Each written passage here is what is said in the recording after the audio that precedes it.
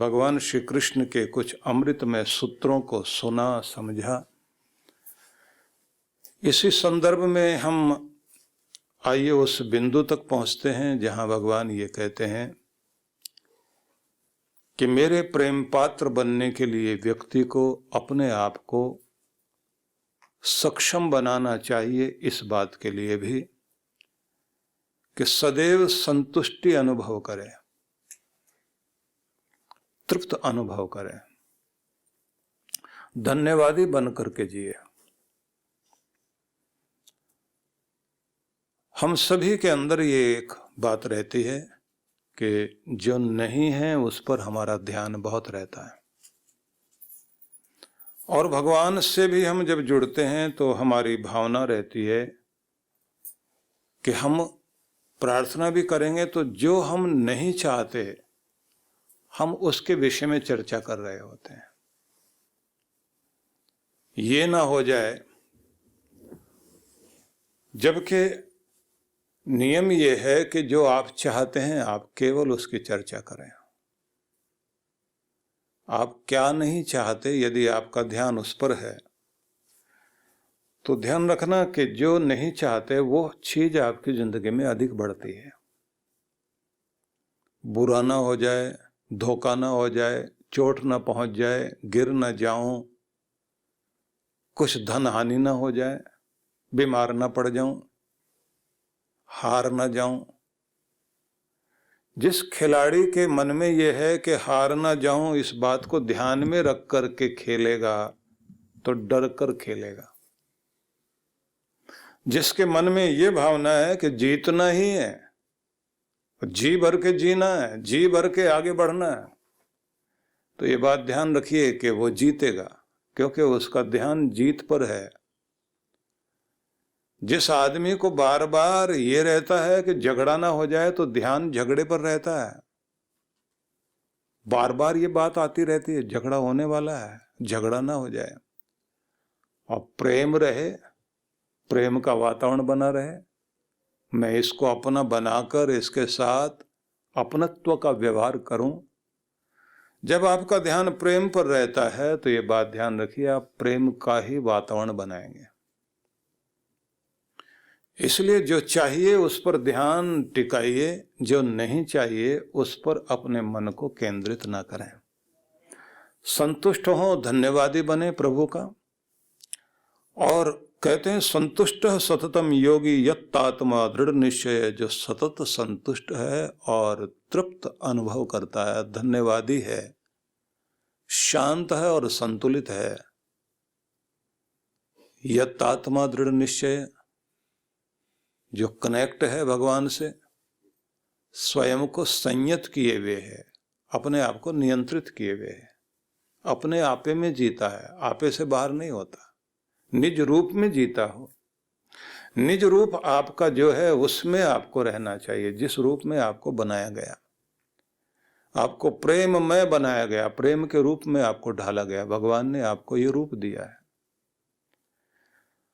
भगवान ने आपको सहनशील बनाया है, उद्विग्न मनुष्य नहीं बनाया।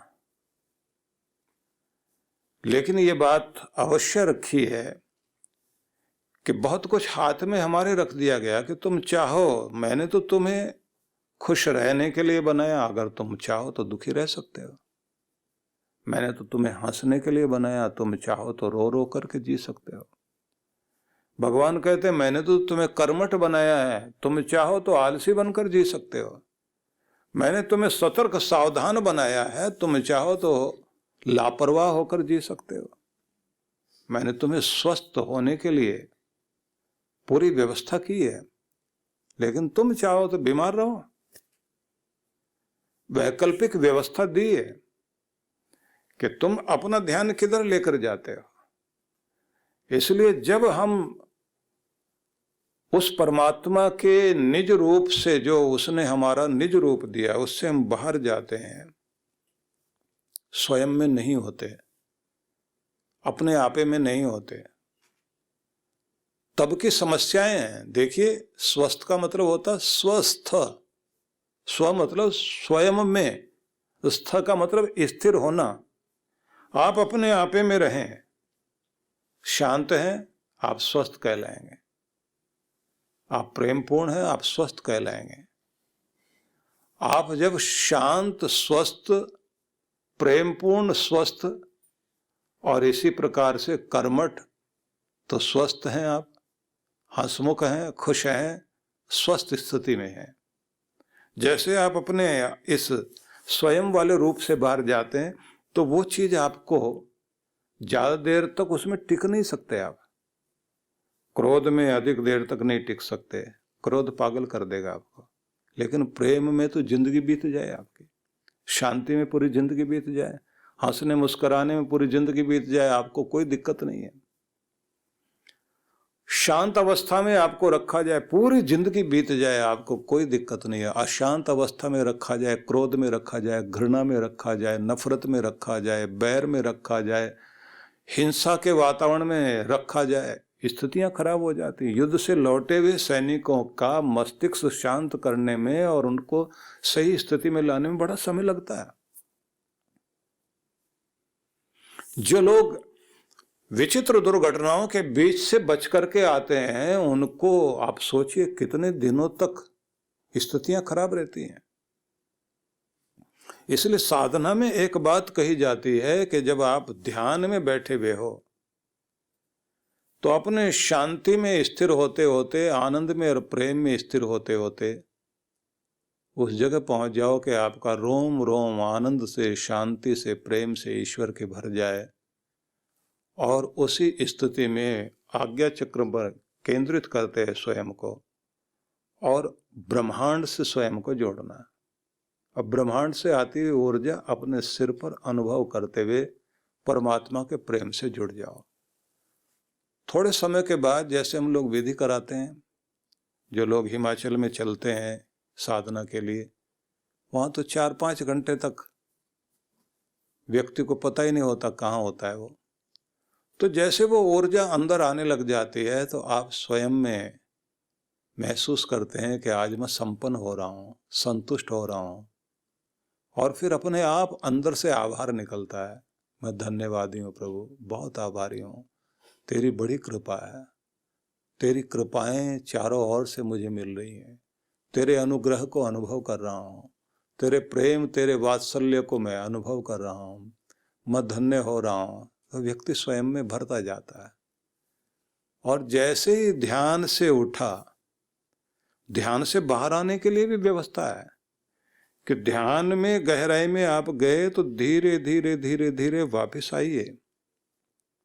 वापस आने के बाद भी जब आप आंख खोलेंगे तो भूमि की तरफ देखें और देखने के बाद थोड़ी सी आंखें खोलकर फिर पलकें बंद कीजिए। जैसे आप सुबह जागते समय आपने अच्छी नींद ली लेकिन आप हड़बड़ाहट में नहीं, धीरे धीरे आपने आंखें खोली, एक बार फिर मन करता आंखें बंद कर लूं, तो एक बार भूमि की तरफ देखते हुए आंखें खोलना और फिर से बंद करना और स्वयं को अंदर उस खुमारी को, शांति का अनुभव करना। अब आप शांत अवस्था में हैं तो अपने घर जा रहे हैं, उठ के जाने लगे, तो कहते हैं उस नशे को और उस शांति को आप अपने अंदर भरे रखिए। करना क्या है कि अब आप अपनी गाड़ी के पास जा रहे हो, तो गाड़ी के पास जाते समय भी आपको ये ध्यान रखना है कि हड़बड़ाहट नहीं दिखानी, उद्विग्नता नहीं, प्रेम पूर्वक चलते चलो। आप स्वयं के मालिक हैं, किसी के गुलाम नहीं है, आपके पीछे कोई डंडा लेकर नहीं आ रहा। आप व्याकुल अनुभव नहीं करें, शांत होकर आराम से प्रेम पूर्वक अपनी गाड़ी की तरफ बढ़िए और प्यार से जाके दरवाजा खोलिए। जो लोग हड़बड़ाहट में जाते हैं और हड़बड़ाहट में जाते जाते एकदम जोर से दरवाजा खोलें और उसके बाद चाबी भी गाड़ी में लगाई है, तो इस तरह से जैसे बहुत गुस्से में और उद्विग्न है व्यक्ति, तो उसके अंदर का जो जोश है वो दिखाई दे रहा होता है। लेकिन वैसे नहीं, आप प्रेम पूर्वक गाड़ी का द्वार खोला, चाबी लगाई, प्यार से बैठे, उस सुबह का आनंद लीजिए कि आज की सुबह कितनी अच्छी है, मैं बहुत आनंदित, बहुत प्रेमपूर्ण हूँ। और फिर आप गाड़ी चलाते हुए जा रहे हैं तो आज कितना अच्छा दिन, ये सुबह की प्यारी धूप और जागा हुआ पूरा शहर, अपने कामों के लिए अग्रसर है और मैं अपने घर की तरफ जा रहा हूं, तो आप कितना आनंद मनाते हुए जा रहे होंगे। कोई बच्चा जब किसी चीज को खाता है तो खाते हुए उसका स्वाद लेते हुए इतना खो जाता है, उसकी आंखें भी बंद हो जाती है, वो बहुत आनंद में होता है। जब आप कोई चीज कर रहे हैं तो उसका आनंद लेते हुए कीजिए। खुश रहते हुए काम करते हैं, आनंद लेते हुए काम करते हैं तो वो चीज आपको आनंद देती है। भोजन भी कर रहे हैं तो खुश रहते हुए करें। शांत अवस्था में जब आप गाड़ी में बैठे हैं और आप आज की सुबह का आनंद लेते हैं, आप अपने घर जा रहे हैं, आप समझिए कि घर के दरवाजे से पहले जहां गाड़ी आपने रोकी, आपका गाड़ी रोकने का तरीका भी बड़ा शांति वाला होगा। अगर गाड़ी में प्राण होते हो तो वो भी ये कहेगी कि आज ये आदमी थोड़ा इंसान जैसा लग रहा है, अभी तक नहीं लग रहा था। अब जब आप अपने घर के दरवाजे पर पहुंचे हैं और आप अपनी बैल बजाने लगे हैं, तो आपका बैल बजाने का तरीका भी कितना शांतिपूर्ण होगा, क्योंकि आपके हृदय में प्रेम भरा हुआ है, शांति भरी हुई है, संतुष्टि भरी हुई है। जैसे आपने बैल बजाई तो आप प्रेम पूर्वक प्रतीक्षा कर रहे हैं, क्योंकि प्रेम वाला, शांति वाला प्रतीक्षा में भी उद्विग्न नहीं होता। बैल बजाई, अपने घर की तरफ देख रहा है व्यक्ति, कह रहा है ये मेरा प्रेम का संसार है, मैं अपने प्रेम की दुनिया में रहता हूं। अब घर के लोग चलकर आए, द्वार खोला, आप अंदर प्रवेश कर रहे हैं, तो आपके जूते निकालने का तरीका भी उस दिन बहुत प्रेमपूर्ण होगा। आप मुस्कुराकर सबकी तरफ देखेंगे। हो सकता है कि उस दिन आपकी पत्नी को और बच्चों को आश्चर्य हो कि आज कुछ ठीक ठाक ढंग से आया, आज तक जो है इसका तरीका कुछ और था। हो सकता है पत्नी कहे कि आप ठीक तो हैं, क्या हुआ मुझे? बोले रोज से आज कुछ अलग है बात, लगता है छुट्टी है या कोई काम बन गया आपका। क्योंकि जुड़कर आया भगवान से, उससे संयुक्त हुआ है, तो प्रेम पूर्वक घर में आकर बैठा इत्मीनान से। काम तो टाइम से सारे करने हैं, लेकिन शांति पूर्वक, प्रेम पूर्वक। व्यवहार ही बदल गए। सतत संतुष्ट रहे आदमी। कृष्ण भगवान ने शब्द बड़ा अद्भुत प्रयोग किया कि थोड़ी देर के लिए संतुष्टि तो हर व्यक्ति को होगी, लेकिन निरंतर संतुष्टि रहना, निरंतर आपके अंदर इस बात का संतोष रहे, तृप्ति रहे कि जो कुछ मेरे पास है मैं खुश हूं, और आएगा, और कार्य हो रहे हैं, आता रहेगा, फसल उग रही है, लेकिन जो आज फसल दी है भगवान ने बहुत अच्छी है। आज जो फल मिले मैं उसमें बहुत खुश हूं, और बेहतर भी आएगा, उसका भी मैं धन्यवाद करूंगा। आज इसका तो धन्यवाद कर लूं। टैगोर जब ये कहते हैं कि इस जन्म में जो परमात्मा ने मुझे दिया है उसका धन्यवाद करने के लिए यह उम्र कम पड़ गई है, अगला जन्म भी अगर भगवान देगा तो इसलिए पाना चाहूंगा कि धन्यवाद कर सकूं, धन्यवाद के लिए ही जन्म पाना चाहता हूं, शिकायत के लिए नहीं। कमाल की बात है कि हम लोग इस जन्म में भी शिकायत करते हुए जिए हैं, अगला जन्म भी देगा तो फिर शिकायत से ही शुरुआत होगी।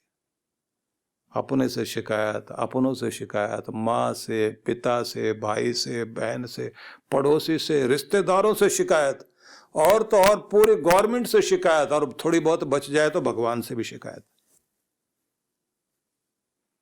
ऐसी किस्मत बनाई मेरी, क्या बिगाड़ा था तेरा भगवान मैंने? मेरे साथ बुरा क्यों होता है? सारी दुनिया खुश है, मैं दुखी। सबसे शिकायत है उसको। सतत संतुष्ट, परमात्मा से जुड़ा हुआ, और भगवान के मार्ग में जिसका निश्चय दृढ़ है, हिला नहीं सकता कोई, जिसकी श्रद्धा नहीं हिला सके कोई, जिसका विश्वास ना हिला सके कोई। हो गए तुम्हारे भगवान, चल पड़े तुम्हारी राह में, अब रुकने वाले नहीं। तो मजाक उड़ाने वाले मिलेंगे, ये रोज रोज जाके सत्संग में बैठ जाते हैं, क्या मिलता है वहां?